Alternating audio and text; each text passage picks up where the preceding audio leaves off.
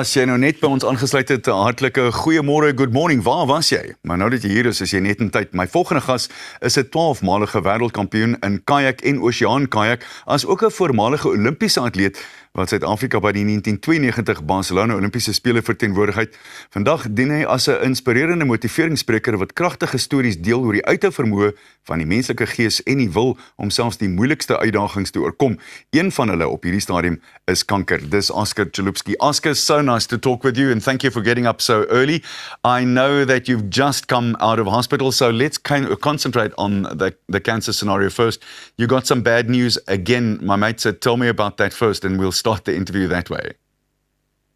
Yeah, Arnold, thank you very much for having me. It's always a pleasure being on a good morning show. I mean, normally now, these days that I can't train, I'm not up that early, so that was a shock to the system. Not that bad, because I'm always flying around doing talks. But yesterday I went for a routine, my sort of chemo injection, which is a thing called Chalupsky, which started on the 30th of December 2024. And I was going along merrily my Kappa light chains, which measure how much bone marrow cancer I've got. We're sitting around 0.1, 0.2 all the time.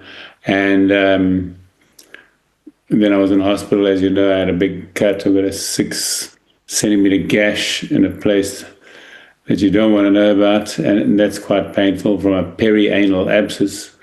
And then yesterday, having my routine with my Dr. Perry Liebenberg, he said, Oscar, your Kappa light chains have gone from 0.5 to 346.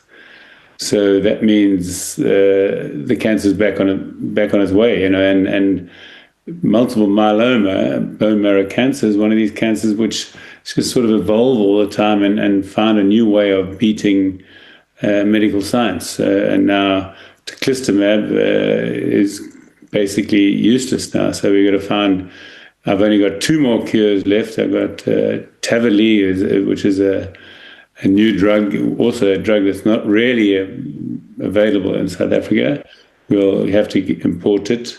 And then I've got CAR-T. So those are my 2 options. So you always, you think you're going well, and again, complacency, not complacent, but you think, oh, no, I'm going well. I think I'm going to last lots of years, and then suddenly you get that news. You know, this thing happens to all of us, I'm sure.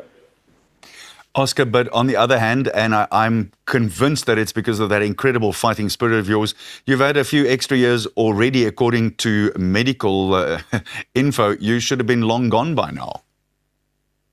Yeah, I mean, I've had lots of, in fact, every October it seems that I'm on my deathbed and the priest is giving my last rites. And I never want to give up, and I think I've got a lot more to give. So I think that mental attitude, I think, is very important for everybody to realize. You don't have to go anywhere if you really want it, and you have to really want it, because let me tell you, it becomes tough. And as long as you've got a positive mindset, that's why I always say to people, live every day, because you never know when this call comes, you know, and live every day to your fullest. When you're doing something, do it your best. And that's what I've been doing since I was like 14 years old. Oscar, I've got a copy of your book here, which I'm very pleased to say that you did sign for me. No Retreat, No Surrender. Excuse me. And in this, you do mention that because of all of the hard years of hard training and application, this is helping you in your fight against cancer. How do you get the 2 together? No, let me tell you a perfect example. When I won my 12th Molokai title at age 49, it was unheard of anybody winning any world titles at that age. What I did and what I went through there to win, I know if I'd fallen out my boat at the end of the race, I would have drowned, because that's how far I pushed my mind, and my mind pushes your body. And I've always been doing it. I've been doing it since a very young boy, and I've never given up, and I still don't give up. And I think that's what defines you, is what you're doing now. Don't just think, oh, I'm going to have a slack day today because I don't feel that well. It's important to always be pressing hard and doing things as hard as you can all the time, because you never know when your time's up. You talk about the time up. You were diagnosed with the myeloma in 2019, so it's 6 years down the line. And I know that you are one of those people that is almost rudely positive. How do you get that across to the audiences that you see around the world these days?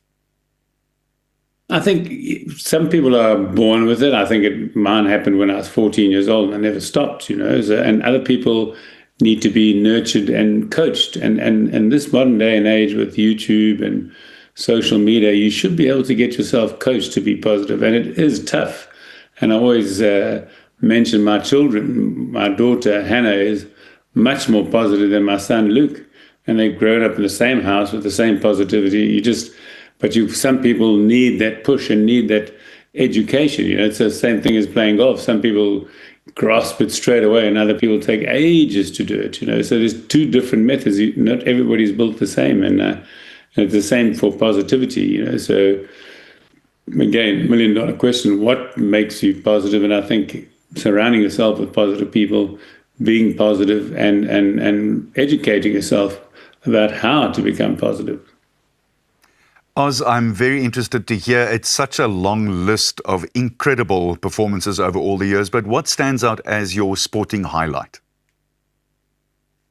Yeah, it's been going for like 40 years. The strangest thing is winning your first Molokai, your first World Championship, beating a guy who'd won it 4 years in a row, was a serious accomplishment. And then you carry on, and 30 years later, at the age of 49, you also win, which is also a big thing. And then some people like the Olympics, So I happen to be the spokesman or the captain of the Olympic team in '92, and that's also a great achievement. And then you look at these small achievements that actually aren't small achievements for anybody else, but for me, like making Natal Schools rugby was a thing where, again, I set my goal to do it, and I did it. And the same thing. Water polo, playing South African water polo. It's like a big thing, but it's a pity that in my life it's become a small thing, And then winning junior and senior Ironman at the age of 15, that was also the first in the world anybody had ever done that. So that's also a big thing. But as time goes on, it just sort of becomes a little smaller, And then even winning my first Polo to East London race, 240 kilometers. Sorry that I have to interrupt you there, but I'm afraid we have run out of time. The list is so unbelievably amazing. But in the meantime, bly ingeskakel, want net hierna is ons terug.